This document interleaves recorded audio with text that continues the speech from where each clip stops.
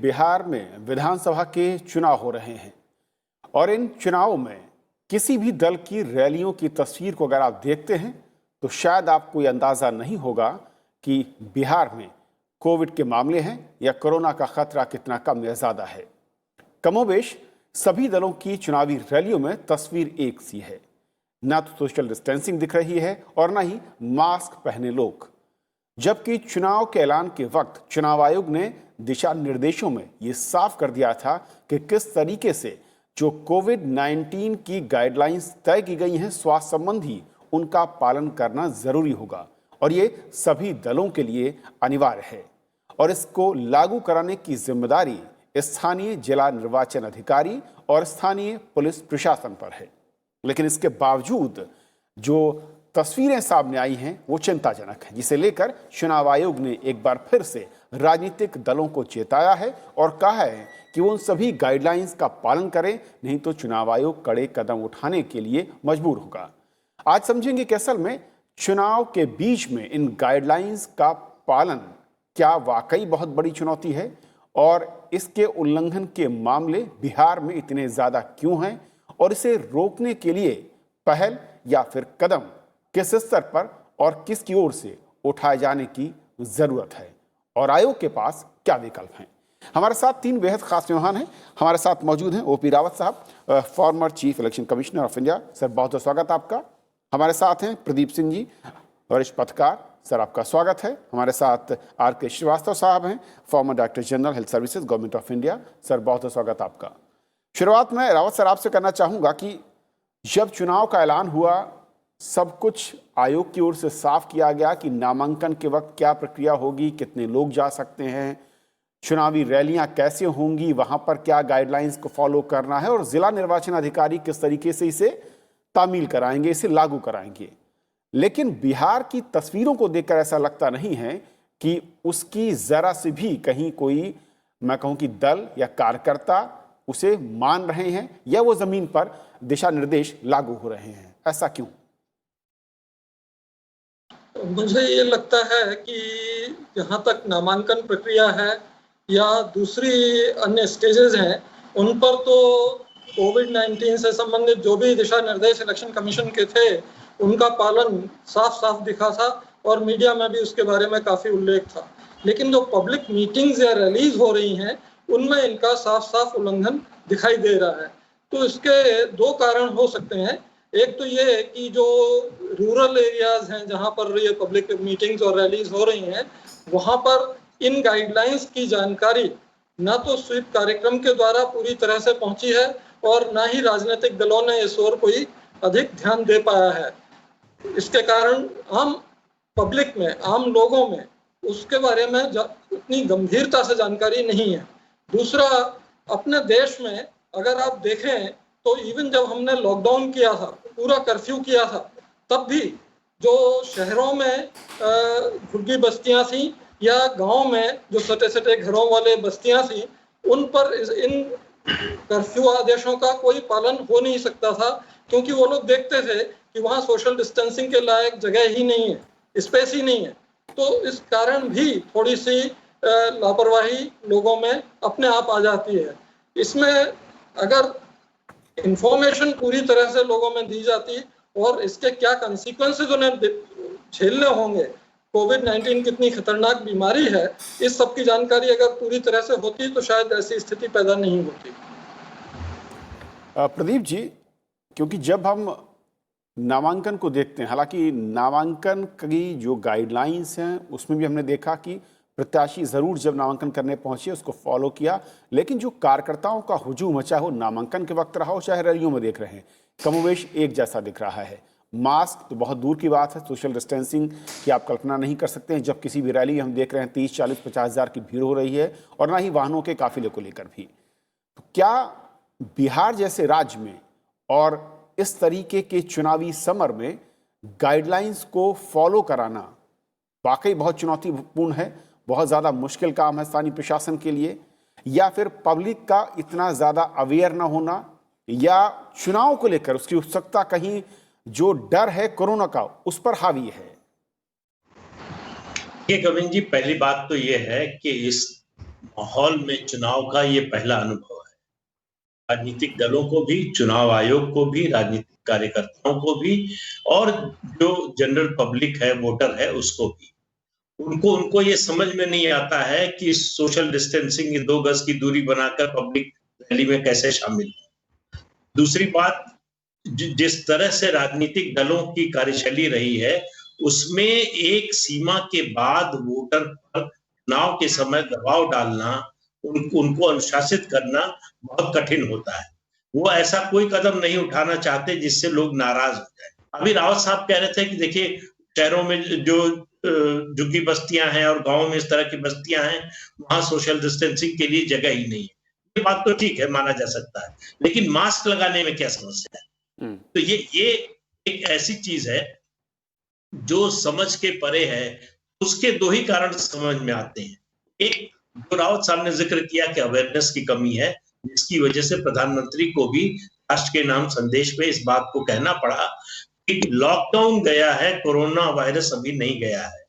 जब तक दवाई नहीं तब तक ढिलाई नहीं। ये संदेश उन्होंने दी, आप अपने को बचाइए, अपने परिवार को बचाइए, अपने परिजनों को बचाइए, अपने आसपास के लोगों के जीवन की सुरक्षा कीजिए। उसके लिए 3 काम कीजिए: मास्क लगाइए, 2 गज की दूरी बनाकर रखिए और समय समय पर हाथ धोते रहिए। तो ये सब बातें प्रधानमंत्री को बार बार अगर कहनी पड़ रही हैं, उनको ये फीडबैक मिल रहा होगा कि इसमें लापरवाही हो रही है, ढिलाई हो रही है। एक मुद्दा तो ये है। दूसरा, चुनाव के समय इस तरह की रैलियों पर चुनाव आयोग के लिए भी बहुत एक सीमा से ज्यादा रोक लगाना या उसको नियंत्रित करना मुश्किल है।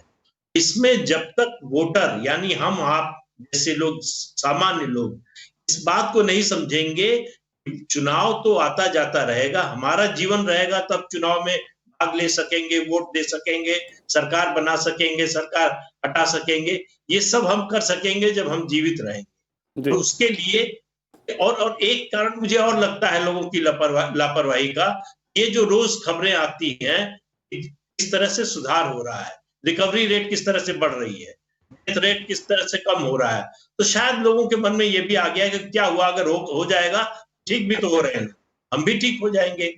तो ये सब मुद्दे मिलाकर जो है, उन्होंने ये परिस्थिति बनाई है।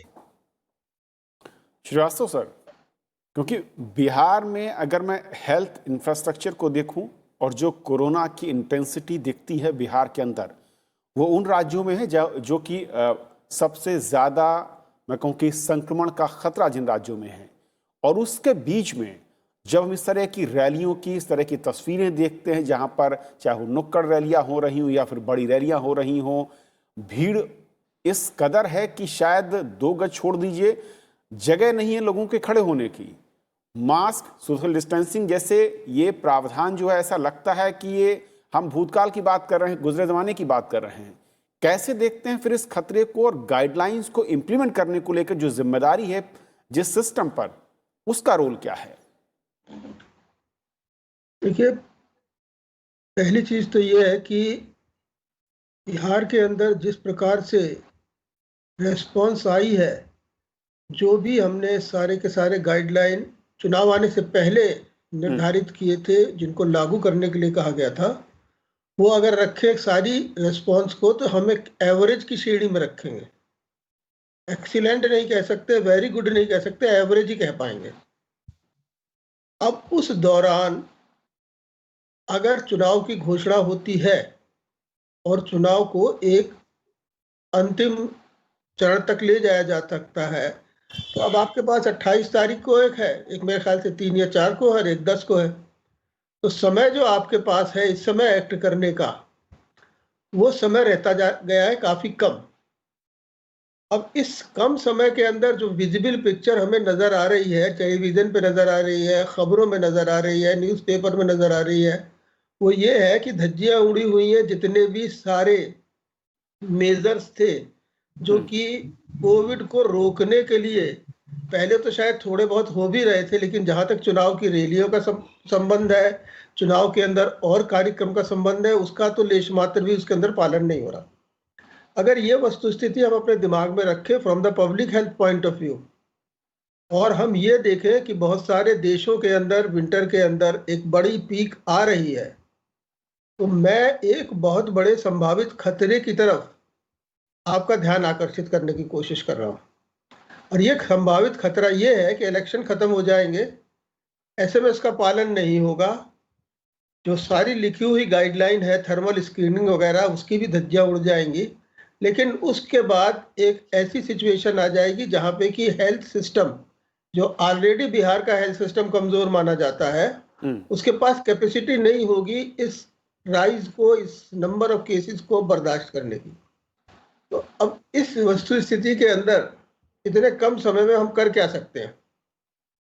7 महीने होने के बाद ये अपेक्षित है कि समाज, समुदाय और इवन शहर में और गांव के अंदर वो इतना जागरूक हो गया होगा कि वो इस चीज के महत्व को समझे।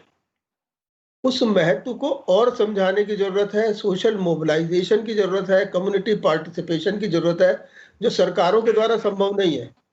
इसके लिए इन्हें बहुत स्ट्रांग एनजीओ नेटवर्क को मोबिलाइज करके इसके साथ जोड़ना पड़ेगा कि जिसकी जान इन सब चीज़ों की वजह से खतरे में जा रही है, उसको कम से कम ये तो जानकारी मिले कि भाई अगर मैं अपने आप को बचा लेता हूँ इससे, तो मेरे लिए ये एक चुनावी प्रक्रिया से ज़्यादा महत्वपूर्ण है। और दूसरी जो चीज़ है कि ये नेशनल डिजास्टर मैनेजमेंट एक्ट के अंदर ये सारी की सारी कार्रवाई है, जिनके स्टेट जो बॉडीज हैं, उन स्टेट बॉडीज को इस समय भी इन चुनावी रैलियों के अंदर भी जो भी उनके पास एक्शंस है उनको स्ट्रिक्टली एडहियर करना पड़ेगा। बाकी अगर आप पार्टियों से ये एक्सपेक्ट करोगे कि वो इन सबको तरफ हेल्प करे तो ज़रा मुश्किल होगा, और लोकल एडमिनिस्ट्रेशन भी इसमें जितना दिखाने लायक सहायता कर सकता है वही करेगा। तो एक संभावित खतरे के बारे में बहुत अच्छी तरीके से पब्लिक को बताया जाना चाहिए, मीडिया को यूज़ करना चाहिए और कम्युनिटी को मोबिलाइज करना चाहिए, जिससे कम से कम हम एक बहुत बड़ी ट्रेजेडी में लैंड होने से बच जाए। ओके रावत सर, क्योंकि इलेक्शन कमीशन ने जो बात कही है, जो सख्ती की बात कही है, लेकिन ये भी दिख रहा है कि उसने फिलहाल ये जिम्मेदारी राजनीतिक दलों पर डालती है। और जैसा कि प्रदीप जी ने कहा, वो बिल्कुल स्वाभाविक है और सच है कि चुनाव के मौसम में कोई भी राजनीतिक दल किसी भी कार्यकर्ता या किसी भी वोटर को लेकर ना तो सख्त रवैया अपनाता है और ना ही इस तरीके का संदेश देना चाहता है।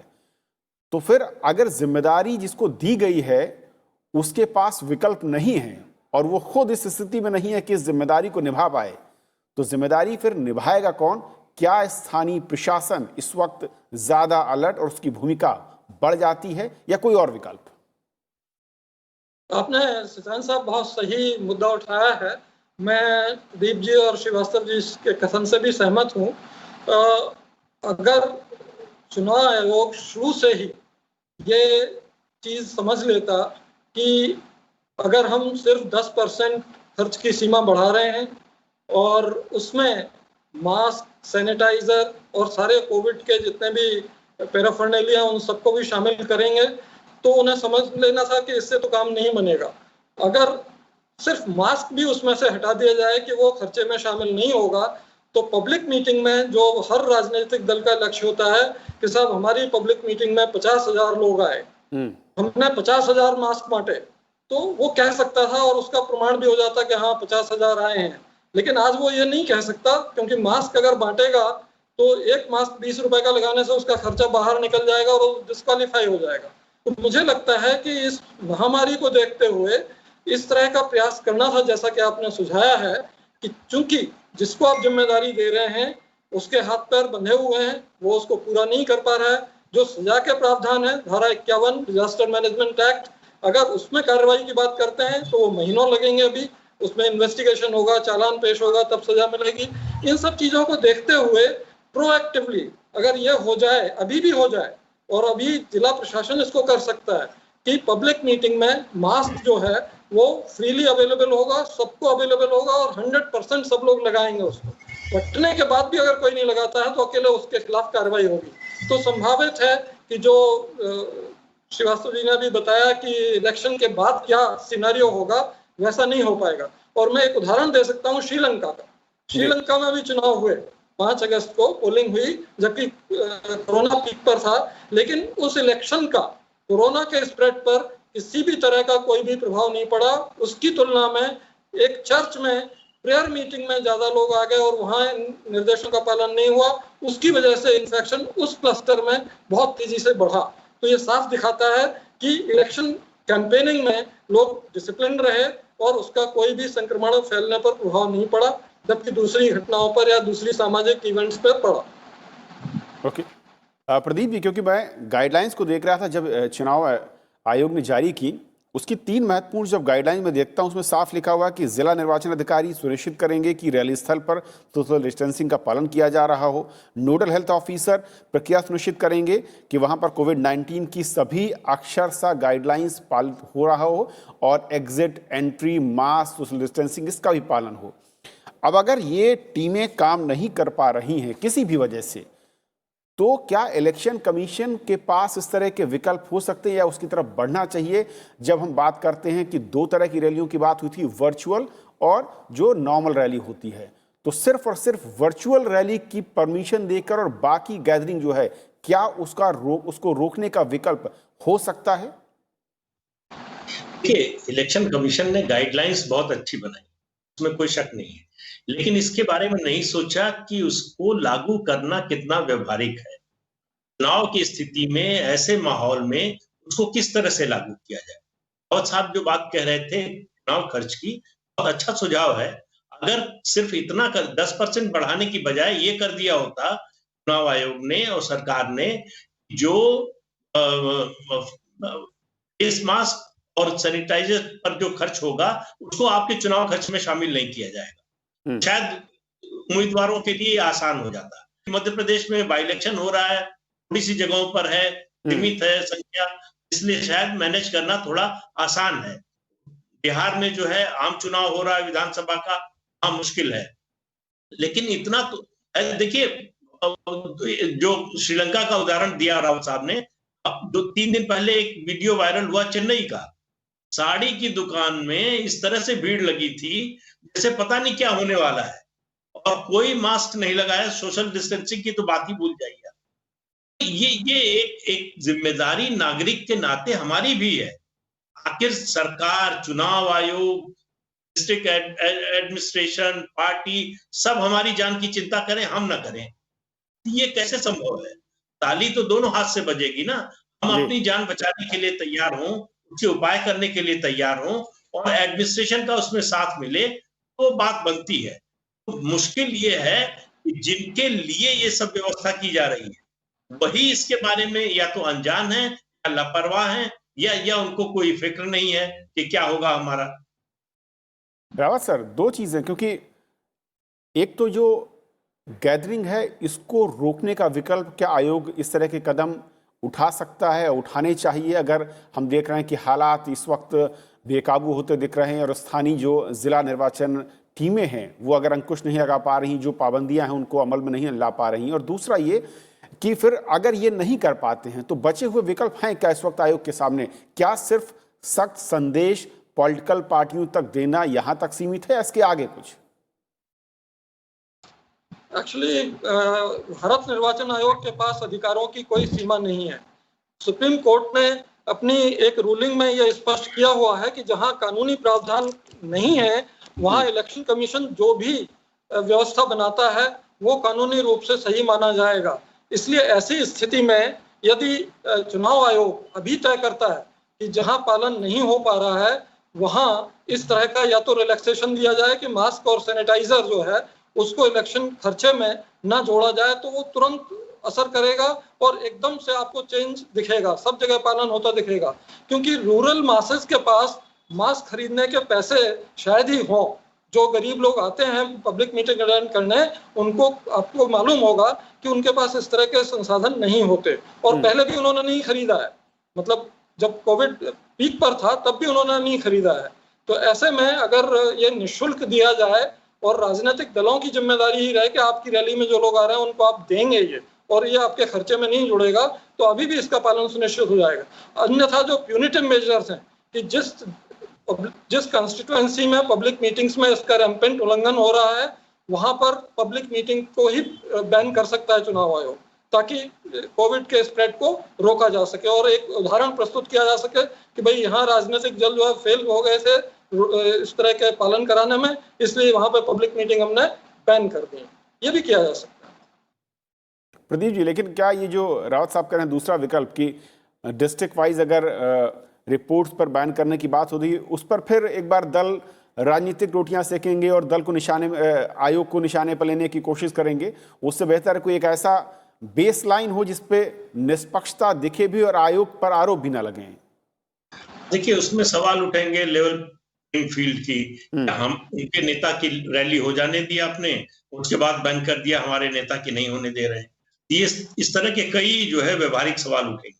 लेकिन मुझे लगता है कि सबसे अच्छा तरीका ये होगा कि आप रैली में आने वालों की संख्या निर्धारित कर दें और 10,000 की रैली का ग्राउंड है तो तय कर दें कि इसमें 4,500 से ज्यादा लोग इस ग्राउंड पर नहीं आएंगे।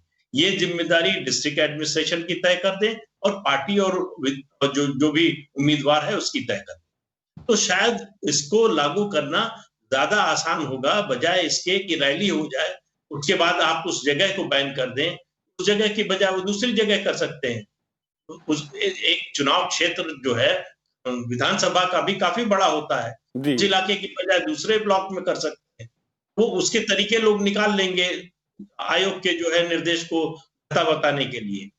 तो अच्छा होगा कि आप रैली में आने वालों की संख्या निश्चित कर दें और ये जिम्मेदारी जिला प्रशासन और जो उम्मीदवार और पार्टी है उस पर डालें कि आप सुनिश्चित करेंगे कि इससे ज्यादा लोग नहीं आए। तो एक तरीका हो सकता है। दूसरा, देखिए, मास्क की बात सिर्फ नहीं है, बात अवेयरनेस की है। जो प्रधानमंत्री ने प्रचारित किया कि आपके पास मास्क नहीं है, नहीं खरीद सकते, मान लीजिए गमछा है। ग्रामीण जीवन में हर व्यक्ति जो है कंधे पर गले में गमछा लटका कर चलता है, वो मास्क की तरह उसका इस्तेमाल कर सकता है अगर अवेयरनेस हो। अगर उसको लगता हो कि हमको खतरा है बिना मास्क के, तो उसके पास ये एक विकल्प जो है वो सदैव उपलब्ध है।